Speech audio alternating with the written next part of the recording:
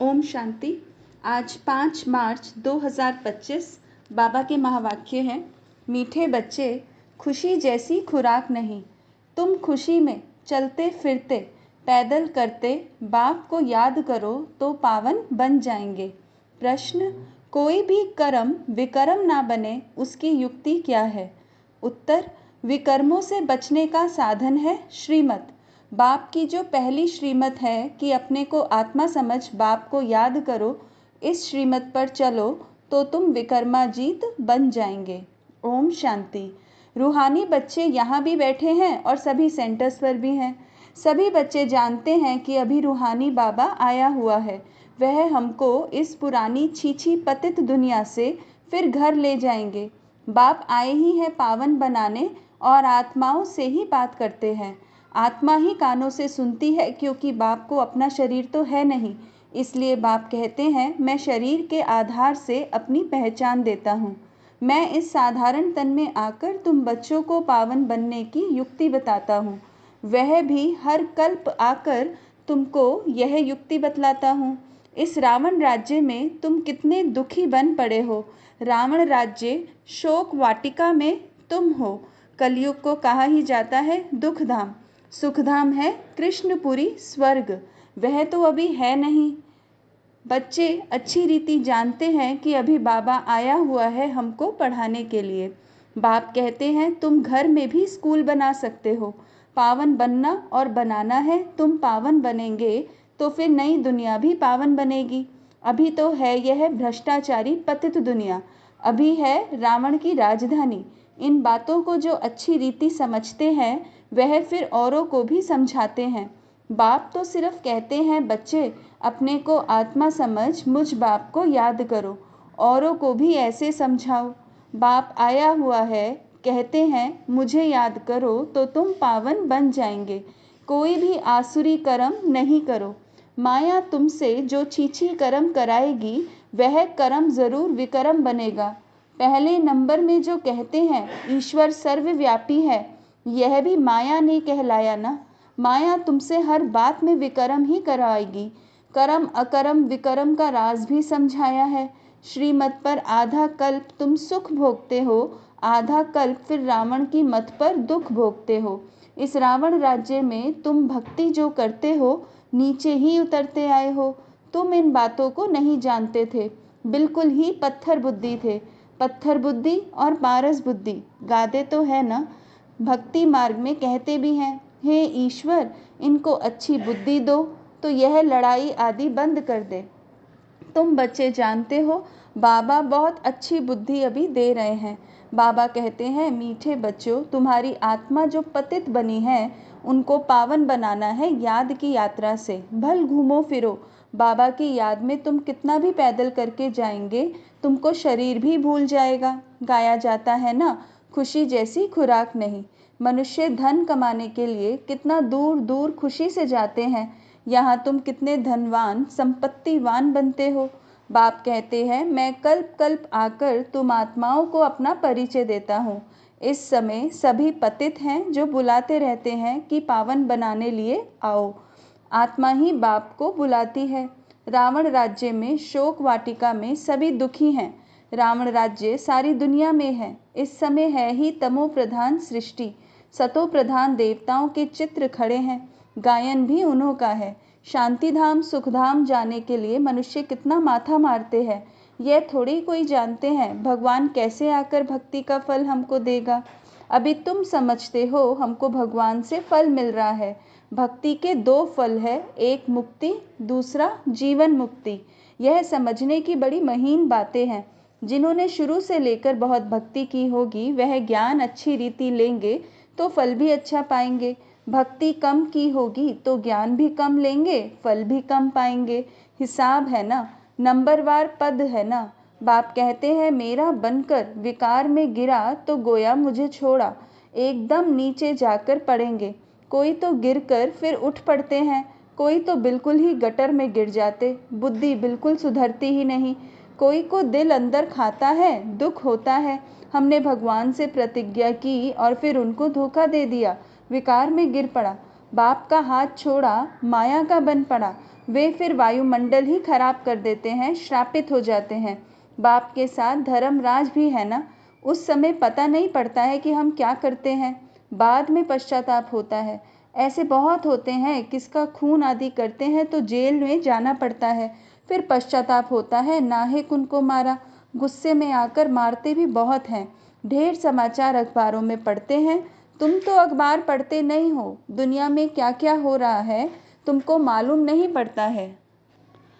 दिन प्रतिदिन हालतें खराब होती जाती हैं, सीढ़ी नीचे उतरनी ही है।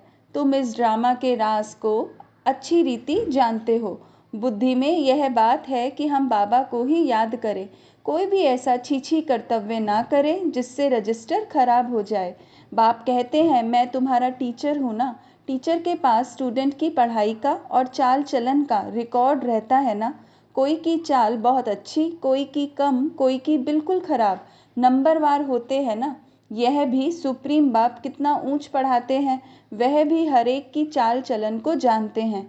तुम खुद भी जान सकते हो, हमारे में यह आदत है, इस कारण हम फेल हो जाएंगे। बाबा हर बात क्लियर कर समझाते हैं। पूरी रीति पढ़ाई नहीं पढ़ेंगे, किसको दुख देंगे तो दुखी होकर मरेंगे, पद भी भ्रष्ट होगा, सजाएं भी बहुत खाएंगे। मीठे बच्चे, अपनी और दूसरों की तकदीर बनानी है तो रहम दिल का संस्कार धारण करो। जैसे बाप रहम दिल है, तब टीचर बनकर तुमको पढ़ाते हैं। कोई बच्चे अच्छी रीति पढ़ते और पढ़ाते हैं, इसमें रहम दिल बनना होता है। टीचर रहम दिल है ना, कमाई का रास्ता बताते हैं कि कैसा अच्छा पोजीशन तुम पा सकते हो। उस पढ़ाई में तो अनेक प्रकार के टीचर्स होते हैं, यह तो एक ही टीचर है। पढ़ाई भी एक ही है, मनुष्य से देवता बनने की। इसमें मुख्य है पवित्रता की बात। पवित्रता ही सब मांगते हैं। बाप तो रास्ता बता रहे हैं, परंतु जिनकी तकदीर में ही नहीं है तो तदबीर क्या कर सकते। ऊंच मार्क्स पाने का ही नहीं है तो टीचर तदबीर भी क्या करे। यह बेहद का टीचर है ना। बाप कहते हैं, तुमको और कोई सृष्टि के आदि मध्य अंत की हिस्ट्री ज्योग्राफी समझा न सके। तुमको हर एक बात बेहद की समझाई जाती है। तुम्हारा है बेहद का वैराग्य, यह भी तुमको सिखलाते हैं। जबकि पतित दुनिया का विनाश, पावन दुनिया की स्थापना होनी है। सन्यासी तो है निवृत्ति मार्ग वाले, वास्तव में उन्हों को तो जंगल में रहना है। पहले पहले ऋषि मुनि आदि सब जंगल में रहते थे। वह सतो प्रधान ताकत थी तो मनुष्यों को खींचते थे। कहाँ कहाँ कुटियाओं में भी उनको भोजन जाकर पहुँचाते थे। सन्यासियों के कभी मंदिर नहीं बनाते हैं, मंदिर हमेशा देवताओं के बनाते हैं। तुम कोई भक्ति नहीं करते हो, तुम योग में रहते हो। उनका तो ज्ञान ही है ब्रह्म तत्व को याद करने का, बस ब्रह्म में लीन हो जाएं। परंतु सिवाय बाप के वहाँ तो कोई ले जा न सके। बाप आते ही हैं संगम युग पर, आकर के देवी देवता धर्म की स्थापना करते हैं। बाकी सबकी आत्माएं वापस चली जाती हैं, क्योंकि तुम्हारे लिए नई दुनिया चाहिए ना। पुरानी दुनिया का कोई भी रहना नहीं चाहिए। तुम सारे विश्व के मालिक बनते हो, यह तो तुम जानते हो। जब तुम्हारा राज्य था तो सारे विश्व पर हम ही थे, दूसरा कोई खंड नहीं था। वहाँ जमीन तो बहुत रहती है, यहाँ जमीन कितनी है, फिर भी समुद्र को सुखाकर जमीन करते रहते हैं, क्योंकि मनुष्य बढ़ते जाते हैं। यह जमीन सुखाना आदि विलायत वालों से सीखे हैं। बॉम्बे पहले क्या थी, फिर भी नहीं रहेगी। बाबा तो अनुभवी है ना। समझो अर्थक्वेक होती है व मूसलाधार बरसात होती है तो फिर क्या करेंगे, बाहर तो निकल नहीं सकेंगे। नेचुरल कैलेमिटीज़ तो बहुत आएंगी, नहीं तो इतना विनाश कैसे होगा। सतयुग में तो सिर्फ थोड़े भारतवासी ही होते हैं। आज क्या है, कल क्या होगा, यह सब तुम बच्चे ही जानते हो। यह ज्ञान और कोई दे न सके।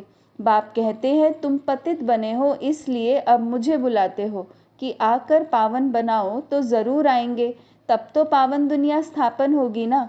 तुम बच्चे जानते हो बाबा आया हुआ है।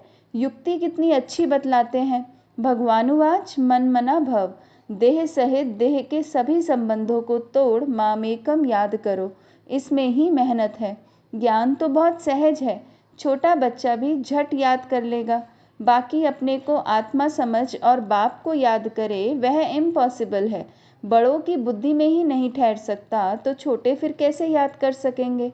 भल शिव बाबा कहे भी, परंतु है तो बेसमझना। हम भी बिंदी हैं, बाबा भी बिंदी है, यह स्मृति में आना मुश्किल लगता है। यही यथार्थ रीति याद करना है, मोटी चीज़ तो है नहीं। बाप कहते हैं यथार्थ रूप में मैं बिंदी हूँ, इसलिए मैं जो हूँ जैसा हूँ वह सिमरन करें, यह बड़ी मेहनत है। वह तो कह देते परमात्मा ब्रह्म तत्व है, और हम कहते हैं वह एकदम बिंदी है। रात दिन का फर्क है ना। ब्रह्म तत्व जहाँ हम आत्माएं रहती हैं उनको परमात्मा कह देते।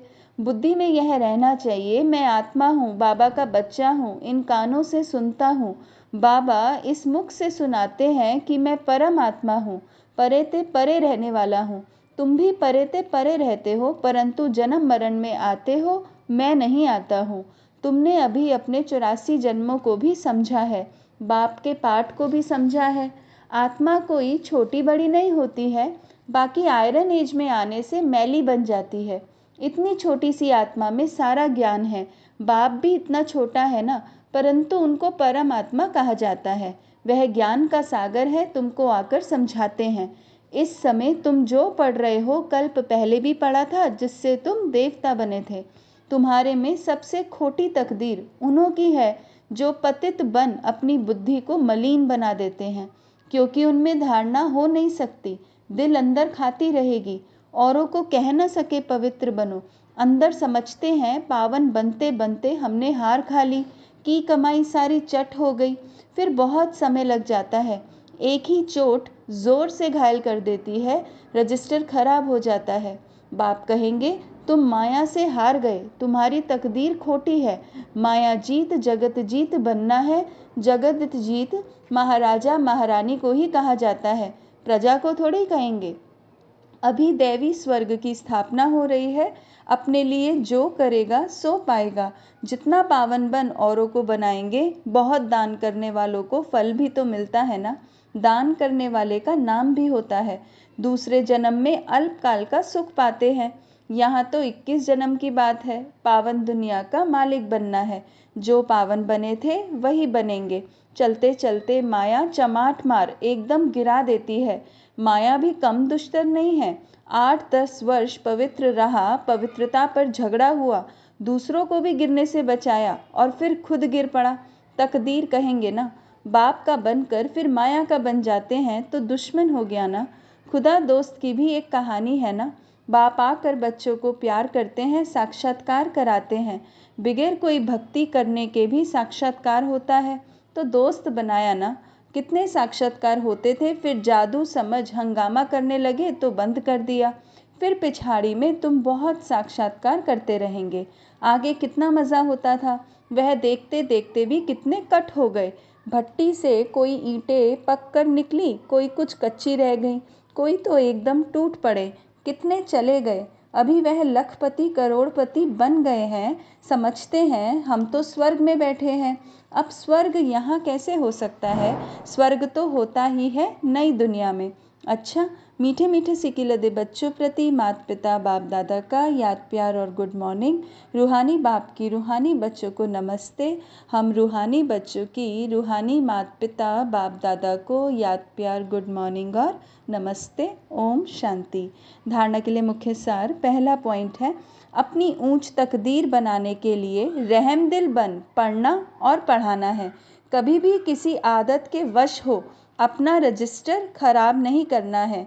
दूसरा, मनुष्य से देवता बनने के लिए मुख्य है पवित्रता, इसलिए कभी भी पतित बन अपनी बुद्धि को मलिन नहीं करना है।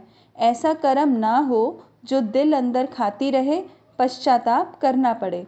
वरदान, बीज रूप स्थिति द्वारा सारे विश्व को लाइट का पानी देने वाले विश्व कल्याणकारी भव। बीज रूप स्थिति द्वारा सारे विश्व को लाइट का पानी देने वाले विश्व कल्याणकारी भव। बीज रूप स्टेज सबसे पावरफुल स्टेज है। यही स्टेज लाइट हाउस का कार्य करती है। इससे सारे विश्व में लाइट फैलाने के निमित्त बनते हो। जैसे बीज द्वारा स्वतः ही सारे वृक्ष को पानी मिल जाता है, ऐसे जब बीज रूप स्टेज पर स्थित रहते हो तो विश्व को लाइट का पानी मिलता है। लेकिन सारे विश्व तक अपनी लाइट फैलाने के लिए विश्व कल्याणकारी की पावरफुल स्टेज चाहिए। इसके लिए लाइट हाउस बनो, ना कि बल्ब। हर संकल्प में स्मृति रहे कि सारे विश्व का कल्याण हो। स्लोगन: एडजस्ट होने की शक्ति नाजुक समय पर पास विद ऑनर बना देगी। एडजस्ट होने की शक्ति नाजुक समय पर पास विद ऑनर बना देगी। ओम शांति।